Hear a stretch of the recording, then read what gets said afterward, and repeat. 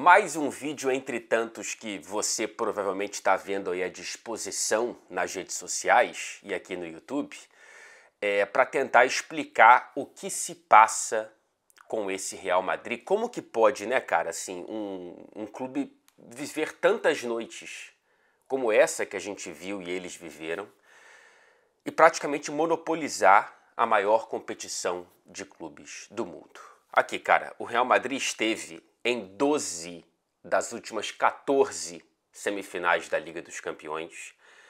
Esteve, né, contando com essa que estará, em 6 das últimas 11 finais. E você sabe quando que perdeu a última decisão de Champions? Nem se chamava Liga dos Campeões ainda. A competição foi em 1981, quando perdeu para o Liverpool na final, quando o Real Madrid ainda tinha apenas 6 títulos da Champions. De lá para cá conquistou todas as 8 decisões da Liga dos Campeões que disputou. 14 taças no total, gente, quase 15, né? Se a gente considerar o favoritismo absoluto que tem para cima do valente Borussia Dortmund, agora no dia 1º de junho em Wembley. O segundo maior campeão, que é o Milan, tem metade, 7. Por isso que eu já propus e volto a propor. Não é a Liga dos Campeões, é a Liga do Campeão. Que a UEFA, por favor, leve a sério essa sugestão e mude o nome, porque a gente tem um clube que monopoliza a maior competição de clubes do mundo. Entre os campeões existe o grande campeão e esse é o Real Madrid. Cara, é claro que o Real Madrid, pelo menos dentro da minha perspectiva, sempre foi favorito contra esse atrapalhado, porém muito talentoso, com grandes jogadores, Bayern de Munique. Especialmente depois do empate em 2-2 na Alemanha. Mas a maneira como essa classificação é confirmada é absolutamente mágica, né? E entra nessa onda da mística desse Real Madrid, cara. Assim, a maneira sofrida como essa classificação vem deixa tudo ainda mais especial. E aqui é um ponto fundamental, tá? O Real Madrid inventou a arte de sofrer com a certeza do final feliz. Olha que loucura. É a jornada perfeita para o torcedor, cara. Você vive uma emoção mesmo dentro da certeza de vitória, da certeza de felicidade, cara. Porque assim, a certeza na vida, ela raramente te traz emoção, porque você já sabe o fim. Ele é seguro, ele é certo. Mas o Real Madrid, ele cria uma miragem de risco. Ele cria essa miragem do sofrimento, né? Como se o gol do Davis, o golaço do Davis, fosse de fato uma ameaça, mas não era. Não era. Isso é muito doido, assim. Por isso que eu chamo de invenção dessa arte. Porque mesmo com a certeza de que vai acontecer o que aconteceu e o que vem acontecendo, existe a sensação de que o risco, de que a ameaça é de fato concreto, né? É de fato concreto. Assim, a gente já viu esse filme muitas vezes para interpretar aquele gol do Davis como uma ameaça de fato, né? Mas a gente, pelo menos eu, fui levado por essa onda de pensar, será que dessa vez teremos mesmo o Real Madrid caindo dentro de casa na Liga dos Campeões? É óbvio que não, Fred. E assim, por favor, não confunda esse Real Madrid com aquele de 2 temporadas atrás, tá? Aquele Real Madrid, campeão da Champions para cima do Liverpool em Paris, ele, nas eliminatórias contra PSG, Chelsea, City e até na final contra o Liverpool, na grande atuação do Courtois, esse Real Madrid jogou pior muito mais do que jogou melhor do que esses adversários, tá? Se você divide as eliminatórias e a final em tempo, você vê que juntando ali, né, PSG, Chelsea, City e Liverpool, o Real Madrid jogou pior do que esses adversários por mais tempo do que jogou melhor. Esteve mais tempo eliminado do que classificado. Esse não, gente. Esse é muito mais estável, defende melhor, tem mais controle do jogo. Mesmo contra o City, quando assumiu a posição de coadjuvante da posse de bola, executou de maneira magistral um plano de jogo defensivo em que o City, beleza, chutou muito mais a gol do que o Real Madrid, mas criou muito poucas chances reais de perigo de gol, né? Não foi não foi um gol perdido atrás do outro, atuações magistrais e mágicas do Lunin, não. Não, muito diferente, portanto, daquele Real Madrid que ali sim existia algo de uma mística, claro, né? Para além do talento, da qualidade dos jogadores e tudo mais. Não dá para colocar só na mística quando você tem Ancelotti como treinador, Benzema dentro de campo, Vinícius, Modric, Kroos, etc e tal. Mas esse não, esse tem muito mais controle e jogou muito melhor do que o Bayern de Munique na eliminatória, né? O gol do Bayern que foi um pouco espírita, o gol do Davies. Os gols do Real Madrid, por mais que tenham vindo, né, nessa onda da miragem, do risco, eles fizeram muito mais sentido para o que o jogo foi, para o que a eliminatória foi. Portanto, esse Real Madrid é bem diferente daquele de 2 anos atrás. Esse Real Madrid é, inclusive, melhor. A única eliminatória em que joga um futebol mais ou menos é contra o Leipzig, né?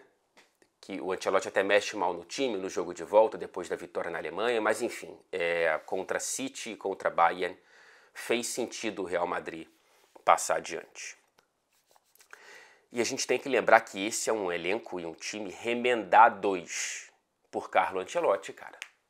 Pela genialidade do Ancelotti. Sim, o Carlo precisa, eu sei que já é por muita gente, mas enfim, eu sei que por muitos outros não é, ele precisa ser considerado um gênio. É um senhor Liga dos Campeões, é um senhor Real Madrid. Além, claro, de um senhor Milan como jogador e como treinador.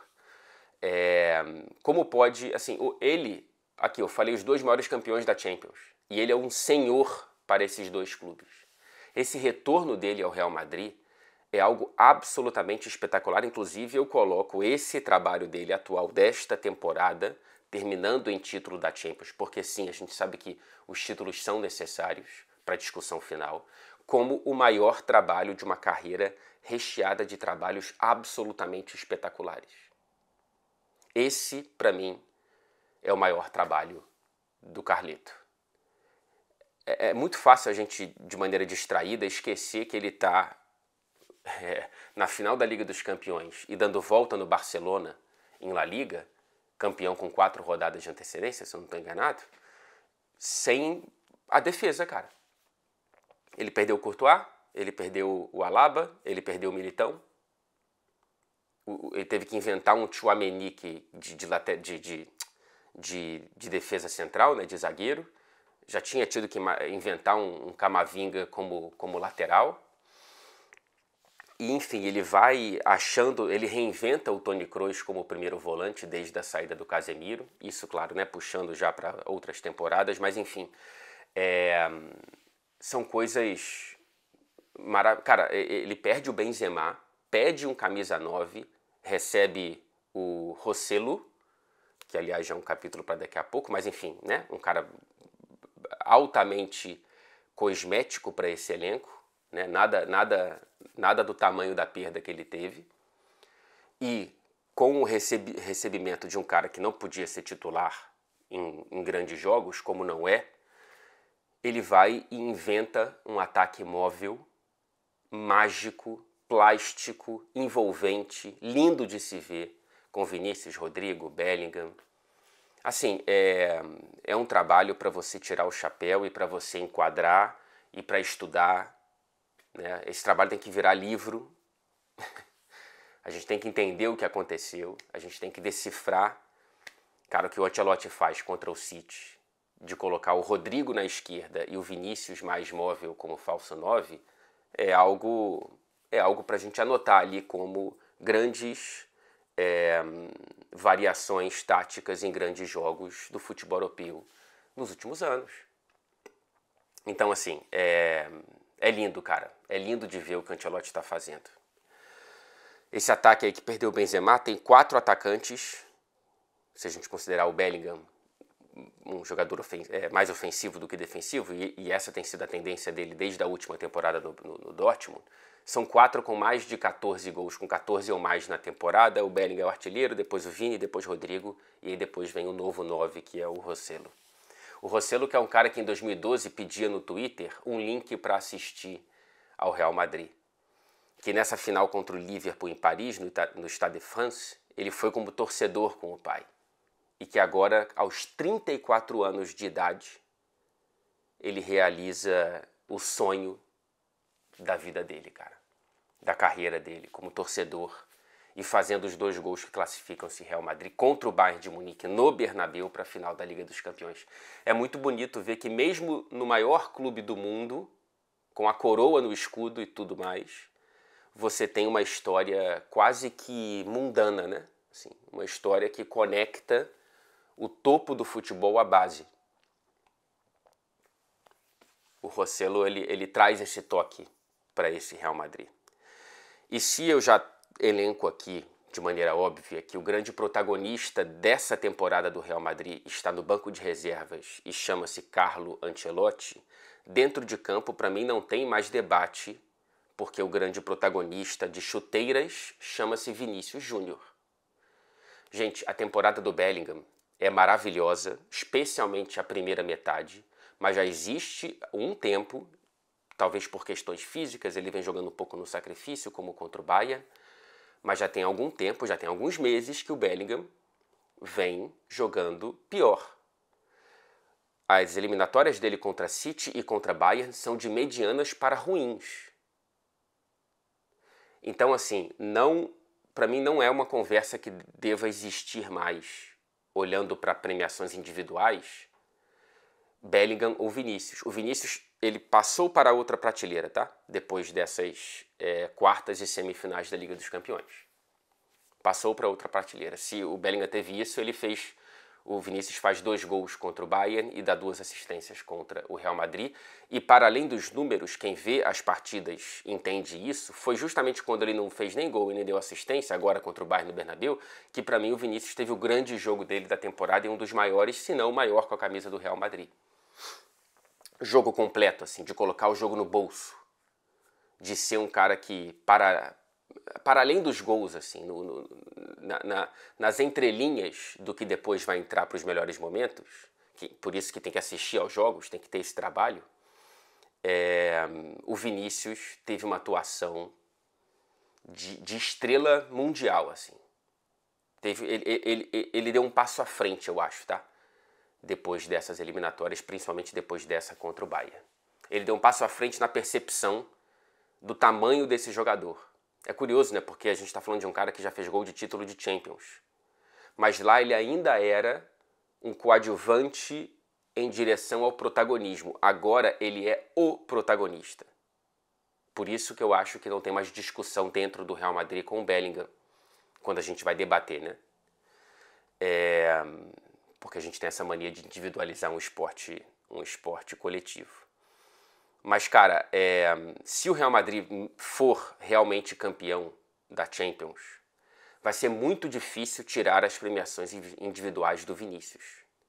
Outros nomes, o Mbappé, para mim, a não ser que ele faça chover na Eurocopa, e mesmo assim, não sei se deveria estar ali com potencial de tirar essas premiações do Vinícius. O Bellingham, já dei minha opinião, mesmo se ele fizer algo muito espetacular na Eurocopa com a Inglaterra, que ainda tem o Harry Kane, que é outro nome que está aí. Mas é importante te lembrar, em 2 jogos em que o Vinícius dividiu o mesmo gramado com o Harry Kane e com o Bellingham, ele foi disparado o maior protagonista. Então, assim, não é pouca coisa, tá? Não é pouca coisa.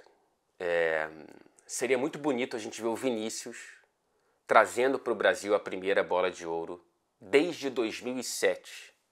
É muito tempo, né? É muito tempo. Claro que a gente teve... agora a gente está pegando uma era sem Cristiano e sem Messi, e aí a gente tem a possibilidade maior para esses novos nomes.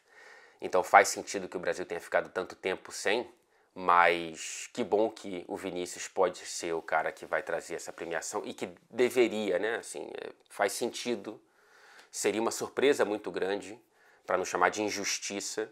É claro que tem que esperar a Euro passar e a Copa América para entender se eu posso mesmo fazer esse lobby 100% para o Vinícius, mas até aqui na temporada, para mim, não tem nenhuma dúvida, tá? Até aqui é o bola de ouro da temporada, o Vinícius Júnior. E eu faço esse lobby aqui, dizendo o que para mim é óbvio e cristalino, com sentimentos conflitantes, porque essas premiações elas não deveriam ter esse valor todo, né, cara? Assim, o que os votantes fizeram em tantas edições, inventaram o Messi na edição passada, por exemplo, que não faz nenhum sentido, absolutamente nenhum sentido, e tantas outras, né, como colocações injustas com o próprio Vinícius, era pra gente levar menos a sério. Mas como a gente precisa de um Oscar do futebol, existe quase que uma... Eu não sei o quanto que essa é uma vontade criada pela mídia, ou se é uma vontade que existe, né? Nossa, que a gente precisa do melhor jogador da partida, a gente precisa do melhor jogador da Copa do Mundo, a gente precisa do melhor jogador da temporada. Não sei até que ponto, né? Ovo ou a galinha essa discussão, mas de qualquer forma, eu queria que a gente desse menos valor, mas cá estou eu aqui falando há 5 minutos sobre o tema. Mas 2 pontos antes de finalizar esse vídeo. A troca de geração conduzida por Florentino, diretoria e mais recentemente com Carleto é absolutamente irretocável, assim. É algo impressionante mesmo, assim. Como um clube quase que não sente perdas, quase sentiu, mas já quase como se não tivesse sentido perdas do tamanho de Cristiano, Marcelo, Casemiro, Benzema. É impressionante, cara, como a cada perda o bastão ele foi passado para outro líder do elenco, para outro jogador e com contratações. Enquanto a gente já fantasiava com o Mbappé no Real Madrid, o Real Madrid ia lá e buscava o Tchouaméni, o Camavinga, antes, né, Vinícius, Rodrigo. É muito, muito, muito impressionante, interessante e algo muito difícil de se fazer no futebol. É algo muito difícil de se fazer no futebol. O Real Madrid, mesmo nas temporadas em que sofria na Liga dos Campeões, foi eliminado 2 vezes consecutivas nas oitavas de final, depois do tri consecutivo, foi lá e conquistou um título de La Liga, né, em 19-20, se eu não me engano, enquanto ainda sofria na Liga dos Campeões. Aí depois, na temporada seguinte, foi lá e bateu nas semifinais de novo. Então, mesmo quando sofreu um pouquinho, sofreu por pouco tempo, 2 temporadas é pouco tempo, por mais que o Real Madrid não permita sequer uma temporada de coadjuvância, vai lá e já volta para as semifinais de Liga dos Campeões e nesse interim conquista lá uma taça do Espanhol. E assim, por fim, não dá para não citar o erro gravíssimo da arbitragem. É um erro muito, muito, muito grave, cara. Assim, não reclame nunca mais quando a arbitragem e o Bandeira deixarem o lance rolar até o fim depois de um impedimento justo. Porque tem que rolar até o fim, para dar uma chance do VAR salvar aquele lance. Aliás, o VAR salvou a arbitragem de campo ontem, né? Assim, foi uma arbitragem que errou em praticamente todos os lances capitais. O árbitro não viu o Nacho com a mão na cara do Kimmich, e aquilo sim é falta, e o gol deveria ser anulado em campo antes de ir para o VAR. O Bandeira, não sei como viu o impedimento do Rossello no segundo gol. Como? Ou do Rüdiger ou do Rossello, igualmente absurdo. E aí foi lá o VAR e salvou. E aí no lance capital, no finalzinho, o árbitro de campo nem deu a chance do VAR salvar, porque quando você apita, meu amigo, não existe mais lance. Quando existe gol depois do apito, não é mais gol, porque aquele lance não é mais válido. Então não teve nem o que o VAR fazer, porque se tem um apito antes do gol, o gol não existe. Complicado, cara. Aliás, E o Neuer, hein? Uma atuação gigante até fazer o que um grande amigo meu, Mitian, classificou muito bem como um erro capital, que é você, como goleiro alemão, tentar encaixar um chute de um atacante brasileiro. Um abraço e até o próximo vídeo.